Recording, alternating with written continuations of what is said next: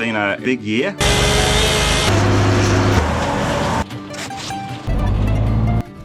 Almost being flown over.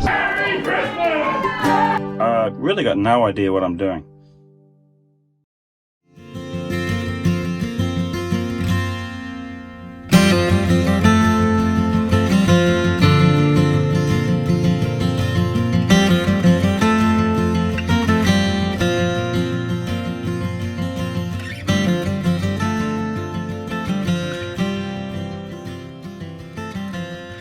Well, here we are. It's the end of 2023. Yes. It's been a big year. We hope you've subscribed to the channel by now, and you're really starting to follow us along our journey as we transition, to the farm and we undertake the construction of the cabins. Today's really our last day working here at the farm. We're going to head back down to Brisbane, because Christmas is only like 3 days away now. Lots of Christmas celebrations with family and friends. Yeah, and that was fun because I got to play Santa Claus. Oh, didn't you I? did. We had James' family last weekend. Yeah, it's a big function. Big function because I'm one of 9, and about 2/3 of them are there. I think we had about 60 people. Yeah, great fun. So I got to play Santa Claus. We had all my great nephews and nieces in the literal sense. They're all sitting right at my feet, and it was fun times. So. Yeah. So it all started for us in February, and that's when we sold our family home in Brisbane. We'd been there for 23 years. All the kids grew up there. That's right, and it was North made the Brisbane. big move. Yeah, and it was a big move because we had a very large home on 2 acres, and then we downsized the house to a very small shed to live in, but we upsized the space to over 400 acres. So I guess that was challenging for us. Yeah. And we also had to transplant your dad's tree, a bottle tree that we planted. Yeah, my dad passed away in 2000, unfortunately, and he had just bought us this bottle tree like a week earlier, and so we planted it after his passing, and I couldn't bear to leave that there, so we had to shift that up here, and that became the centerpiece for one of our large gardens, which we now call Dad's Garden. Yeah. And it was one of many which we had to start building at the start of the year, so we brought in truckloads of mulch, didn't we? Yes. And with that came nutgrass, unfortunately. Yeah, that's true. So that's a new challenge for us. Lots of garden shopping, lots of plants, lots of natives. Yeah, all native. We only plant natives outside the orchard, and that wasn't the only centerpiece. We bought this old Dodge truck, which really I just bought it as parts for my other Dodge truck, which we needed for the wedding, and we'll talk about that soon. But it was such a nice piece, a nice rustic old piece. We stuck that in one of the gardens too, so that's called the Dodge Garden. And then we have the windmill garden. Yeah, and then there's a windmill garden.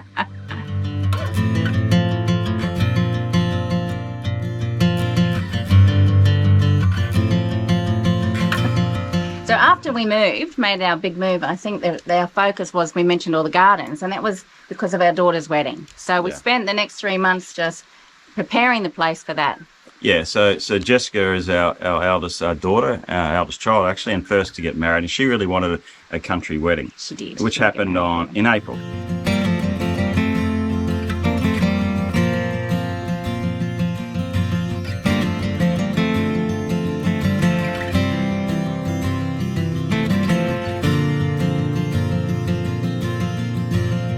So what made it really interesting is Jessica's groom, Bryce, is the son of our caretakers here, Ross and Nicole. Yes.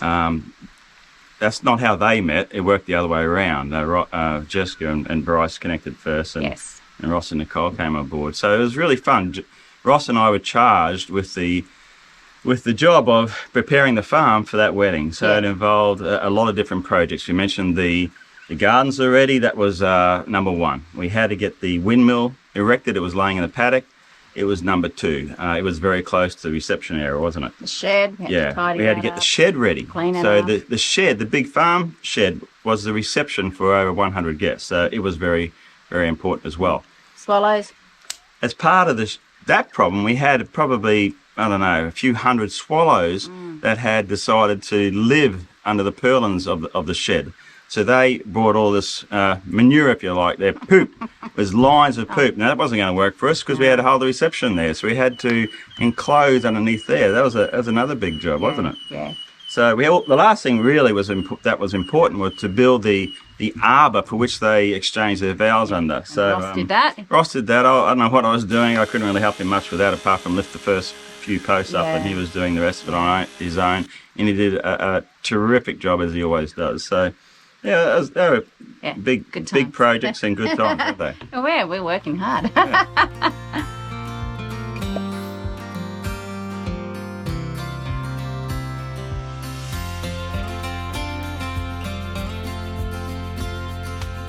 So it was just a perfect wedding, wasn't it? It was just a beautiful day. The bride and groom had the best time, and our guests, I like to say it went off without a hitch, smoothly. but they were actually hitched, so I can't say that. Right. But yeah, it was loved by all, and most importantly by our daughter and her groom, Bryce. So that was great.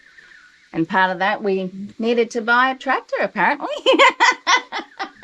We needed a bigger tractor. That's what I got told. We needed a bigger tractor, and we needed the bigger tractor because I needed a reach flail or mower, you would call it, to reach out and clean up all around the dams on the side of the road, and that was my argument anyway. So, but it did look good. It did look good. Okay, so I've got my tractor here.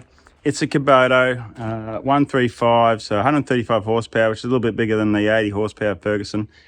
But as you can see, it's a big dog. Look, 3 steps to get up in here. I just watched the diesel mechanic give it a go. That's why it's already dirty, and I think I'm ready to give it a crack. That was quite a learning experience for me, using all that. It was hard enough learning the tractor, but to learn that particular joystick as well was quite the challenge. And we also brought our cattle back. We did. So there was we finally got the cattle back to be done, paddocks to prepare. So we had the fences finished.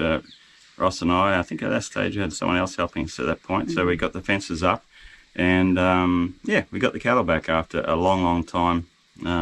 AWOL. They're back on the land, which is great. They are.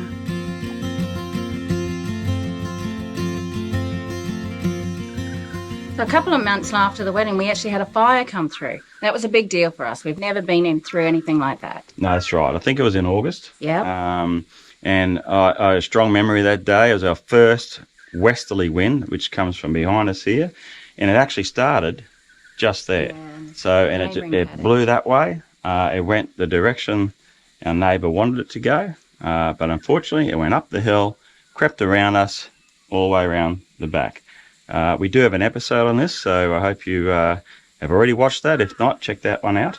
But that was quite a few sleepless nights for us. Yeah, it was about 3 or 4 days that we had the fireys here keeping an eye on the place, a rural fire brigade.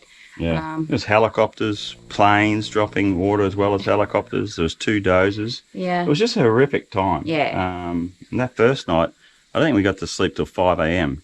I won't say fighting the fire. It was only Michelle and I here. We were sort of just defending ourselves at that stage. It was low and slow, so we were grateful for that. Yeah. We could manage it, just the 2 of us, keep an eye on it. Yeah. But I can't say that was a highlight of the year, but it was certainly a big moment in 2023. For sure, for us. Yeah. Funny thing is, shortly after that, then we had drought. Yeah. We had fires and drought. So. Anyway. God had it all. Yeah.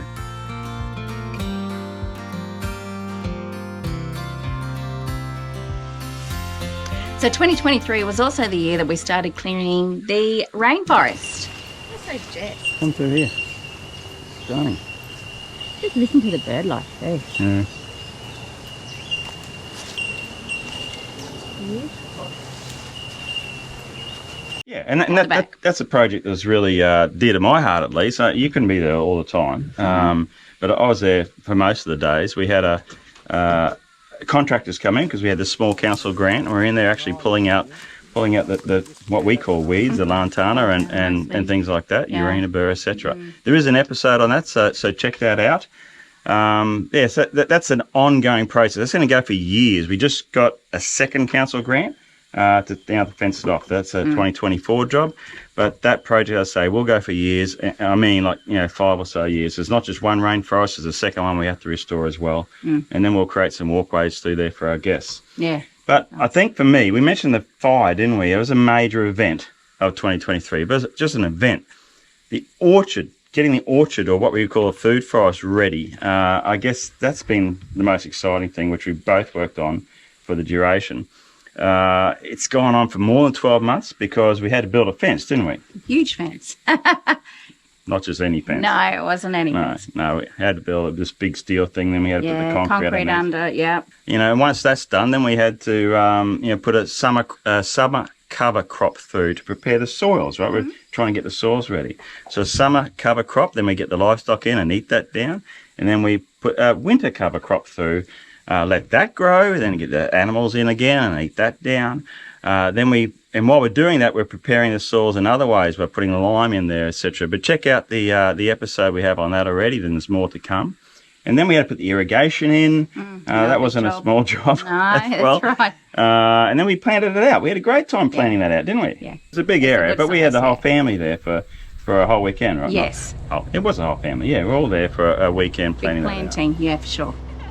Yeah, and then there's the ongoing maintenance of that and dealing with the compost. We're making compost for it. Yes. Right? Weeding, more weeding. Yeah, lots of weeding. I don't do a lot of that, but it's lots of weeding. But the compost is fun. We collect a lot of greens here, and we get other greens in the way of coffee grinds and things like that. We make all our compost for that, which is really a syntropic garden. So check those episodes out. Hope the dog's not too noisy for you.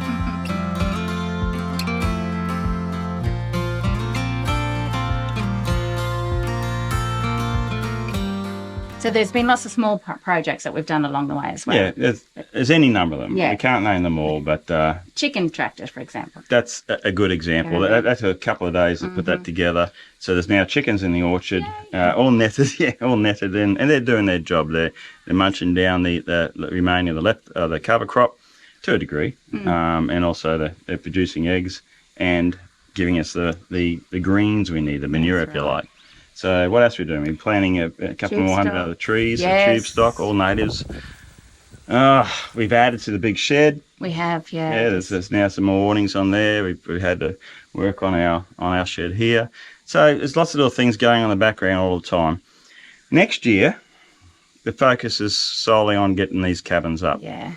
I've been saying this for 2 years, that hopefully we'll start in April, as in last April and the April before that. But so I've given up on picking a month, but we're getting very, very close. We're waiting on some engineers' reports. Yes, landscaping. The landscape architect yet to design his bit. The cabin designs, the plans are finalised. They're finished. Yeah. They're with council.